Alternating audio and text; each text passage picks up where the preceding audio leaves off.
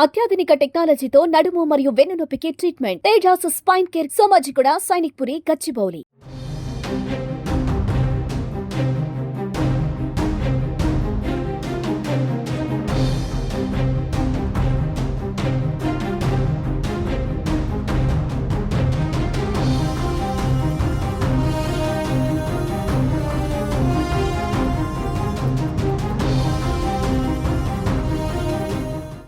Breaking news. Jubilee Hills MLA Maganti Gopinath మృతి చెందారు. కాసేపటి క్రితమే ఆయన తీవ్ర అస్వస్థతకు గురికావడంతో కుటుంబ సభ్యులు హుటాహుటిన గచ్చిబౌలి ఏఏజీ ఆసుపత్రికి తరలించారు. అయితే ఏఏజీ ఆసుపత్రిలో చికిత్స పొందుతున్నటువంటి ఎమ్మెల్యే మాగంటి తాజాగా కన్నుమూశారు.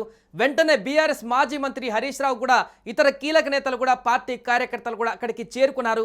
2014, 2018, 2023లో వరుసగా ఆయన జూబ్లీహిల్స్ ఎమ్మెల్యేగా గెలిచి పనిచేస్తున్నారు.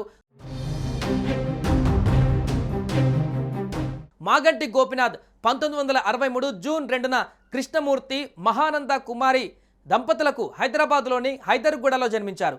1980లో వెంకటేశ్వర ట్యుటోరియల్స్ నుండి ఇంటర్మీడియట్, 1983లో ఉస్మానియా యూనివర్సిటీలో గ్రాడ్యుయేషన్ పూర్తి చేశారు. ఇక గోపీనాథ్కు సునీతతో వివాహం జరిగింది. వారికి ఒక కుమారుడు, 2 కుమార్తెలు ఉన్నారు. మాగంటి గోపీనాథ్ 1983లో తెలుగుదేశం పార్టీ ద్వారా రాజకీయాలలోకి వచ్చారు. ఆయన 1985 నుంచి 1992 వరకు తెలుగు యువత రాష్ట్ర అధ్యక్షుడిగా, 1987, 1988లో హైదరాబాద్ అర్బన్ డెవలప్మెంట్ అథారిటీ డైరెక్టర్గా, 1988 నుంచి 93 వరకు వినియోగదారుల ఫోరం అధ్యక్షుడిగా, టీడీపీ హైదరాబాద్ జిల్లా అధ్యక్షుడిగా కూడా వివిధ హోదాలలో ఆయన పనిచేశారు.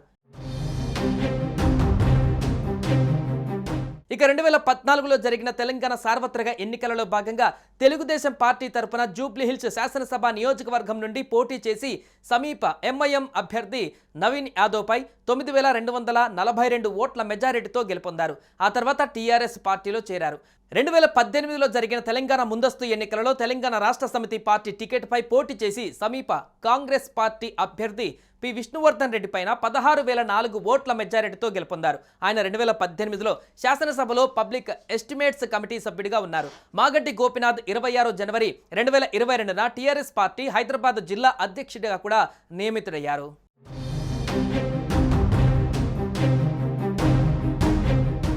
సుమన్ టీవీలో మీ పర్సనల్ అండ్ బిజినెస్ ప్రమోషన్స్ కోసం కింది నెంబర్కి కాంటాక్ట్ చేయండి.